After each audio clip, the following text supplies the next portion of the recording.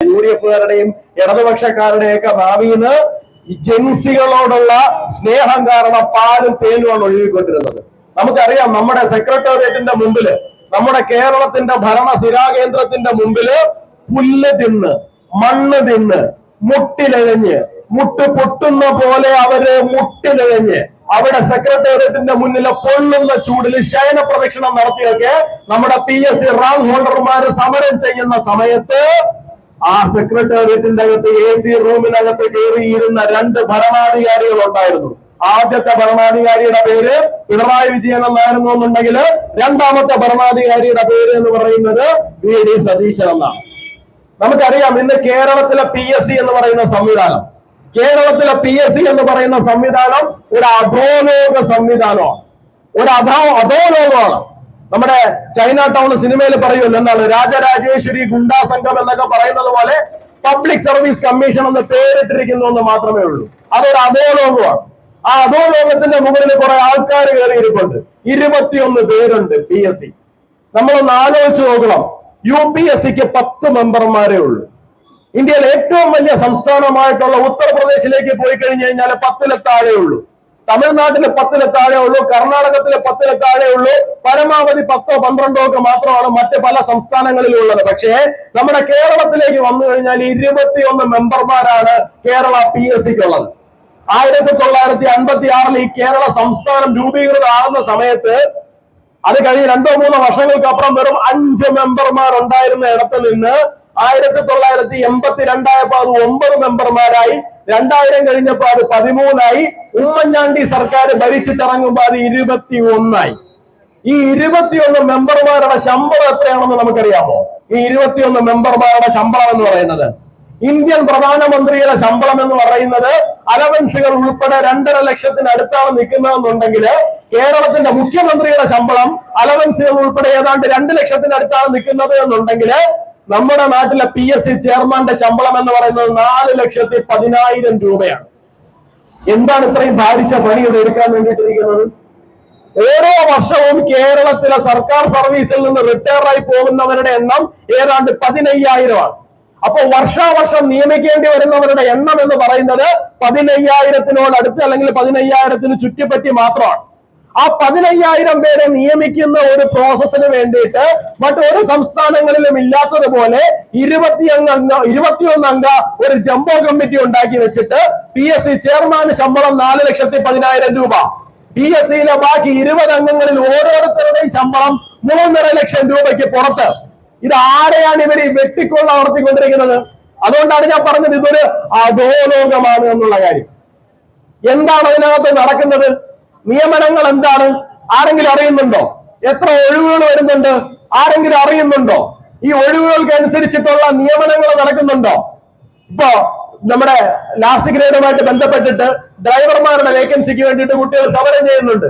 അവര് പറയുന്നതാണ്, എന്താണ്, നിയമനം നടത്താൻ വേണ്ടി ചെല്ലുമ്പോ സർക്കാർ ഓഫീസുകളിൽ നിന്ന് പറയുന്നത് എന്താണ്, വണ്ടിയില്ല, വണ്ടിയൊക്കെ കട്ടപ്പുറത്താണ്, അതുകൊണ്ട് ഡ്രൈവറെ നിയമിക്കേണ്ടെന്ന് ആവശ്യമില്ല. വണ്ടി കട്ടപ്പുറത്തായത് ആരുടെ കുഴപ്പമാണ്? നിങ്ങളൊന്ന് ആലോചിച്ച് നോക്കണം. ഈ വണ്ടി കട്ടപ്പുറത്തായത് ആരുടെ കുഴപ്പമാണ്? വണ്ടി കട്ടപ്പുറത്തായത് ഗവൺമെന്റിന്റെ തന്നെ പിടിപ്പുകൊണ്ടാണ്. അപ്പൊ വണ്ടികൾ മുഴുവൻ കട്ടപ്പുറത്താക്കി വെച്ചിട്ട് കുട്ടികൾ നിയമനം ചോദിച്ചു പോകുന്ന സമയത്ത് പറയുകയാണ്, എന്താണ്, വണ്ടികളൊക്കെ കട്ടപ്പുറത്താണ്, അതുകൊണ്ട് ഞങ്ങൾ തൽക്കാലം നിയമനം നടത്തുന്നില്ല എന്നുള്ളിടത്ത്. എന്നാ നിയമനം ഒഴിവുള്ള സ്ഥലത്തേക്ക് ഒഴിവുള്ള ഉണ്ടെങ്കിൽ നിങ്ങളിപ്പോ കഴിഞ്ഞ തവണ നമ്മുടെ പോലീസിന്റെ റാങ്ക് ലിസ്റ്റുമായിട്ട് ബന്ധപ്പെട്ടിട്ട് വലിയ സമരം നടക്കുന്നുണ്ടായിരുന്നു നമ്മുടെ കഴിഞ്ഞ പാർലമെന്റ് തെരഞ്ഞെടുപ്പ് സമയമായിട്ട് ബന്ധപ്പെട്ടിട്ട്. അപ്പൊ ഞാൻ ആ കുട്ടികളോട് സംസാരിച്ചു. അവരെന്നോട് പറഞ്ഞു, ചേട്ടാ, അവര് പറയുന്നത് നിയമനങ്ങൾ, ഒഴിവുകൾ എവിടെയെങ്കിലും റിപ്പോർട്ട് ചെയ്യപ്പെടുന്നു എന്നുണ്ടെങ്കിൽ നിങ്ങൾ പോയി നിങ്ങൾ കണ്ടുപിടിച്ചുകൊണ്ട് വരൂ, നിങ്ങൾ കണ്ടുപിടിച്ചുകൊണ്ട് വന്നാൽ ഞങ്ങൾ നിയമിക്കാവുന്നതാണ്. ഇവര് പോയി കേരളത്തിലെ പോലീസ് സ്റ്റേഷനുകൾ മുഴുവൻ കയറി ഇറങ്ങി ഒഴിവുകൾ കണ്ടെത്തി ആ ഒഴിവുകൾ കൊണ്ടുവന്ന് ഇവിടെ റിപ്പോർട്ട് ചെയ്യുമ്പോൾ അവര് പറയുന്നത് തൽക്കാലം ഞങ്ങൾ നിയമിക്കാൻ ഉദ്ദേശിക്കുന്നില്ല. അപ്പൊ ഈ PSCക്കകത്ത് എന്താണ് നടന്നുകൊണ്ടിരിക്കുന്നത്? പൊതുജനങ്ങൾ അറിയുന്നുണ്ടോ? എന്തെങ്കിലും സുതാര്യത അതുമായിട്ട് ബന്ധപ്പെട്ടിട്ടുണ്ടോ? ഒരു സുതാര്യതയില്ല. ഇതിനകത്ത് എന്താണ് നടക്കുന്നത്? എത്ര നിയമനങ്ങൾ റിപ്പോർട്ട് ചെയ്യപ്പെടുന്നുണ്ട്? എത്ര പേരെ നിയമിക്കപ്പെടുന്നുണ്ട്? എത്ര പേർക്ക് മെമോ കിട്ടുന്നുണ്ട്? മെമോ കിട്ടുന്നതിൽ തന്നെ എത്ര പേർക്കാണ് എന്താണ് നിയമനം കൊടുക്കുന്നത്? ഇതിനെ കുറിച്ചിട്ടൊന്നും യാതൊരു ധാരണയും പൊതുജനത്തിനില്ല. പകരം അത് ആർക്കും കയറാൻ കഴിയാത്ത ധാരാവിയിലെ ഒരു അധോലോകം പോലെ PSC എന്ന് പറയുന്ന സംവിധാനം നമ്മുടെ നാട്ടിൽ പ്രവർത്തിച്ചുകൊണ്ടിരിക്കുകയാണ്. അത് മാത്രമാണോ? നമുക്ക് അറിയാം, നമ്മുടെ ടൗൺ പ്ലാനിംഗ് ബോർഡുമായിട്ട് ബന്ധപ്പെട്ടിട്ട്, പ്ലാനിംഗ് കമ്മീഷനുമായിട്ട് ബന്ധപ്പെട്ടിട്ട് ഒരു PSCയുമായി ബന്ധപ്പെട്ടിട്ട് വലിയൊരു അട്ടിമറി നടന്നു. എന്തായിരുന്നു അട്ടിമറി എന്ന് പറയുന്നത്? സഖാവായിട്ടുള്ള ഒരാൾക്ക് 1ാം റാങ്ക് നൽകി നിയമനം നൽകണം. നിയമനം നൽകണമെങ്കിൽ എന്ത് ചെയ്യണം? സാധാരണഗതിയിൽ ആ സഖാവ് പരീക്ഷ എഴുതി പാസ്സായി 1ാം റാങ്ക് മേടിക്കണം. പരീക്ഷ എഴുതി പാസ്സായി 1ാം റാങ്ക് മേടിക്കണമെന്നുണ്ടെങ്കിൽ ഏറ്റവും അധികം ചോദ്യങ്ങൾക്ക് ശരി ഉത്തരം എഴുതണം. പക്ഷെ നമ്മുടെ കേരള PSC അതിനൊരു കുറുക്കു വഴി അങ്ങ് കണ്ടുപിടിച്ചു. ആ കുറുക്കു വഴി എന്ന് പറയുന്നത് എന്താണ്? സഖാവിന് അറിയാമായിരുന്ന ചോദ്യങ്ങൾക്ക് മാത്രം മാർക്ക് ഇട്ടു. ബാക്കിയുള്ള കുട്ടികൾ എഴുതിയ ചോദ്യങ്ങൾക്ക് അത് ഞങ്ങൾ കണ്ടിട്ടില്ല. 10 ചോദ്യം ഉണ്ടെങ്കിൽ സഖാവിന് അറിയാമായിരുന്നത് 5 ചോദ്യമാണ്. അപ്പൊ ആ 5 ചോദ്യങ്ങൾക്ക് മാത്രം ഉത്തരത്തിന് മാർക്കിട്ട് കൊടുത്തിട്ട് സഖാവിന് 1ാം റാങ്ക്. അപ്പോ ഈ 10 ചോദ്യങ്ങൾ ഉത്തരം എഴുതി, ബാക്കി 5 ചോദ്യങ്ങൾ ഞങ്ങൾ പരിശോധിക്കാൻ ഉദ്ദേശിക്കുന്നില്ല. എത്ര ഗംഭീരമായിട്ടുള്ള ഒരു സെറ്റപ്പ് ആണെന്ന് ആലോചിച്ച് നോക്കണം. ആകെ ഈ ഒരു ഒറ്റ പരാതി മാത്രമാണ് ഏതെങ്കിലും തരത്തിൽ റിപ്പോർട്ട് ചെയ്യപ്പെടുകയും അന്വേഷിക്കുകയും യാഥാർത്ഥ്യം പുറത്തു വരികയും ചെയ്യുന്നത്. കഴിഞ്ഞ ദിവസം ഞാൻ മനസ്സിലാക്കുന്നിടത്തോളം നമ്മുടെ ഗവർണർ രാജ്ഭവനിൽ നിന്ന് ഞാൻ അറിയുന്ന റിപ്പോർട്ടുകൾ പ്രകാരം 100-ലധികം പരാതികൾ ഞാൻ ഇപ്പോ ഈ പറഞ്ഞ പ്ലാനിംഗ് ബോർഡിലെ ഈ നിയമനവുമായി ബന്ധപ്പെട്ടിട്ട് നമുക്കറിയാം പച്ചയായിട്ടുള്ള തട്ടിപ്പാണ് നടന്നിരിക്കുന്നതെന്നുണ്ടെങ്കിൽ ഇതുപോലത്തെ 100-ലധികം പരാതികളാണ് രാജ്ഭവനിലെ ഗവർണറുടെ ടേബിളിന്റെ മുന്നിലേക്ക് എത്തിയിരിക്കുന്നത്. PSC എന്ന് പറയുന്നത് ഒരു സ്റ്റാറ്റ്യൂട്ടറി ബോഡിയാണ്. ഗവർണർക്ക് ചാടിക്കേറി നിയമനം നടത്താനും സാധിക്കില്ല, ഗവർണർക്ക് ചാടിക്കേറി പിരിച്ചുവിടാനും സാധിക്കില്ല. അദ്ദേഹം സുപ്രീം കോടതിയിലേക്ക് കാര്യങ്ങൾ റിപ്പോർട്ട് ചെയ്യപ്പെടുന്ന ഒരു സാഹചര്യത്തിലേക്കാണ് കേരളത്തിൽ പോയിക്കൊണ്ടിരിക്കുന്നത്. മിക്കവാറും സുപ്രീം കോടതിയുടെ നിർദ്ദേശം വരും, PSC ചെയർമാൻ ഉൾപ്പെടെ ഇവിടുന്ന് പിരിച്ചുവിടുകയും ചെയ്യും. എങ്ങനെയാണ് ഈ PSCക്കകത്ത് നിയമനം നടത്തുന്നത്? ഈ PSCയിൽ 21 പേരുണ്ടല്ലോ, ഈ PSCക്കകത്ത് 21 പേരെ എങ്ങനെയാണ് നിയമിക്കുന്നത്? PSCക്കകത്ത് 21 പേരെ നിയമിക്കുന്നതെന്ന് പറഞ്ഞു കഴിഞ്ഞാല് ഇപ്പൊ LDFന്റെ കുറെ ഘടകകക്ഷികളുണ്ട്. CPM-ന് ഇത്ര മെമ്പർമാര്, CPI-ക്ക് ഇത്ര മെമ്പർമാര്, JDS-ന് ഇത്ര മെമ്പർമാര്, അല്ലെങ്കിൽ JDU-ന് ഇത്ര മെമ്പർമാര്, അല്ലെങ്കിൽ IML-ന് ഇത്ര മെമ്പർമാര് എന്ന് പറഞ്ഞിട്ട് ഈ 21 അംഗങ്ങളെ ഭാഗം വെക്കുകയാണ്. ഞാനൊന്ന് ചോദിക്കട്ടെ, ഇപ്പൊ കേരള കോൺഗ്രസ് ഗണേഷ് കുമാറിന്റെ പാർട്ടി LDF-നകത്ത് ഉണ്ടായിരുന്ന ഒരു പാർട്ടിയാണ്. ഈ പാർട്ടിക്ക് ഒരു മെമ്പറെ നിയമിക്കാനുള്ള അവകാശം കൊടുക്കുന്നു എന്നുണ്ടെങ്കിൽ ആ പാർട്ടി പുണ്യം കിട്ടാനൊന്നുമല്ലല്ലോ ആ നിയമനം നടത്തുന്നത്. പകരം എന്താണ്?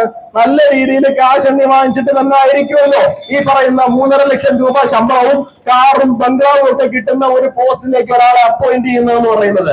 അപ്പൊ തീർച്ചയായിട്ടും ഇതിന്റെ പുറകിൽ കൊടിയ അഴിമതിയാണ് നടന്നുകൊണ്ടിരിക്കുന്നത്. ഈ നിയമനത്തിനകത്തുള്ള അഴിമതി പോരാഞ്ഞിട്ടാണ് ഈ പറയുന്ന തരത്തില് നിയമനം അട്ടിമറിച്ചുകൊണ്ടുള്ള, ഉദ്യോഗാർത്ഥികളുടെ നിയമനം അട്ടിമറിച്ചുകൊണ്ടുള്ള മറ്റു തരത്തിലുള്ള തട്ടിപ്പുകൾ നടത്തിക്കൊണ്ടിരിക്കുന്നത്.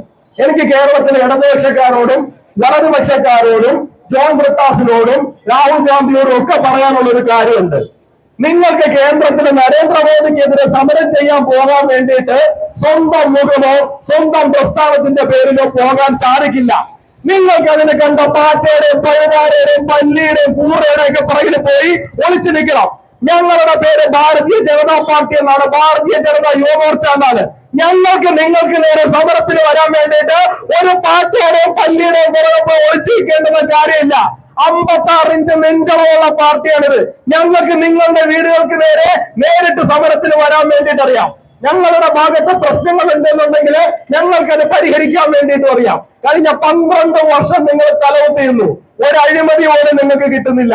നേരെ ചൊവ്വ പറയാൻ വേണ്ടിയിട്ട് ഒരു വീഴ്ച പോലും കിട്ടുന്നില്ല.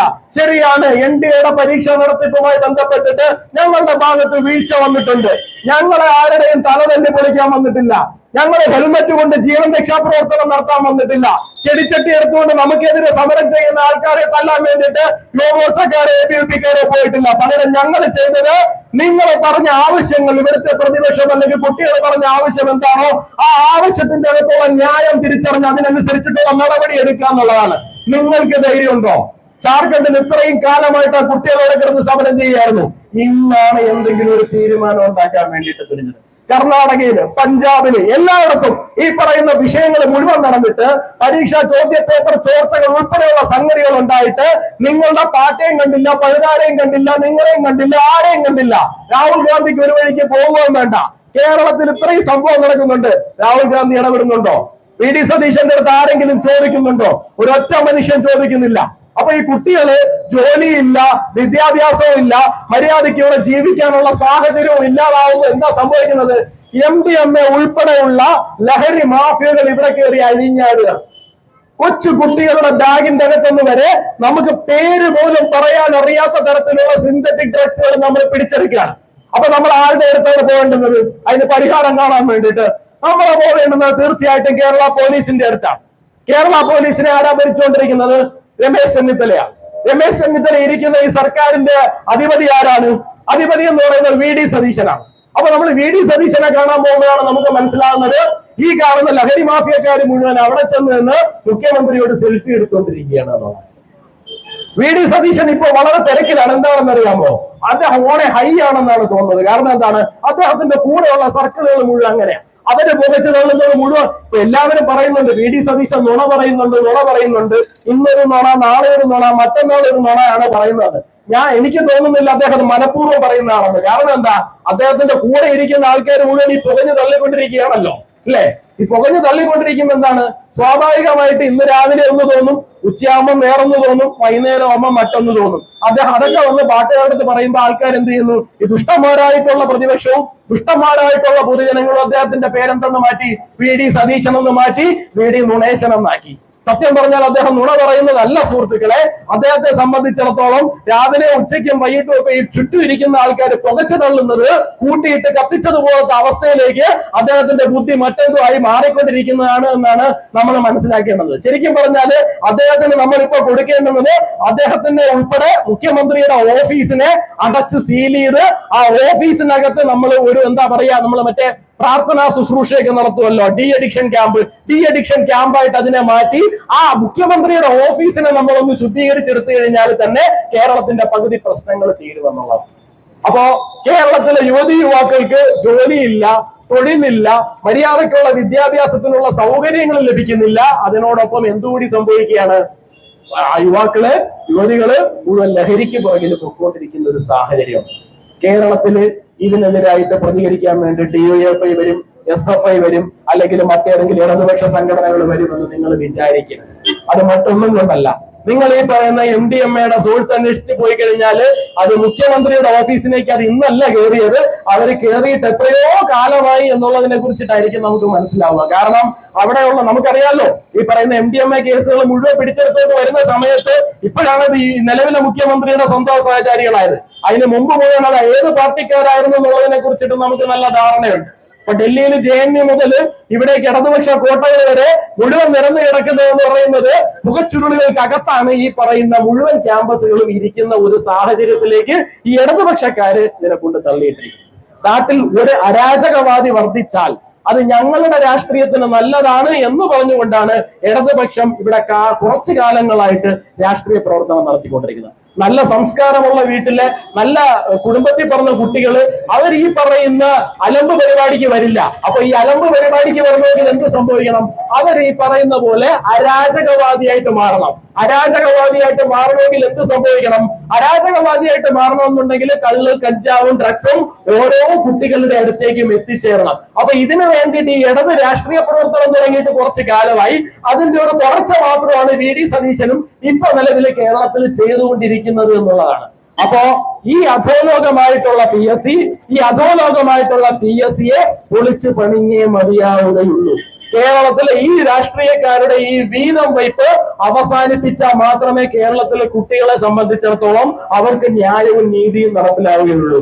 അപ്പൊ ഭാരതീയ ജനതാ യുവമോർച്ച ഇന്ന് മുഖ്യമന്ത്രി കൂടിയായിട്ടുള്ള VD സതീശന്റെ ഈ പറവൂരിലെ MLA ഓഫീസിലേക്ക് മാർച്ച് നടത്തുകയാണ് പ്രതിഷേധ സൂചകമായിട്ടുള്ള ഈ മാർച്ച് ഔപചാരികമായിട്ട് ഞാനിവിടെ ഉദ്ഘാടനം ചെയ്യുകയാണ്. ഇതൊരു സൂചനയായിട്ട് VD സതീശൻ എടുക്കണമെന്നാണ് പറയുന്നത്. ഇതൊരു സൂചന മാത്രമായിട്ട് എടുക്കണം. ഇത് കൊണ്ട് നിന്നില്ല എന്നുണ്ടെങ്കിൽ, അല്ലെങ്കിൽ ഇത് കണ്ട് പഠിച്ചില്ല എന്നുണ്ടെങ്കിൽ തീർച്ചയായിട്ടും VD സതീശന്റെ വീട്ടിലേക്ക് മാർച്ചല്ല, VD സതീശൻ ഇനി വീട്ടിൽ കയറാൻ വേണ്ടിയിട്ട് വേറെ വല്ല വഴിയും തപ്പേണ്ടി വരും എന്നുകൂടി അങ്ങനെ പറഞ്ഞുകൊണ്ട് നിർത്തുകയാണ്. എല്ലാവർക്കും നമസ്കാരം. വന്ദേ മാതരം.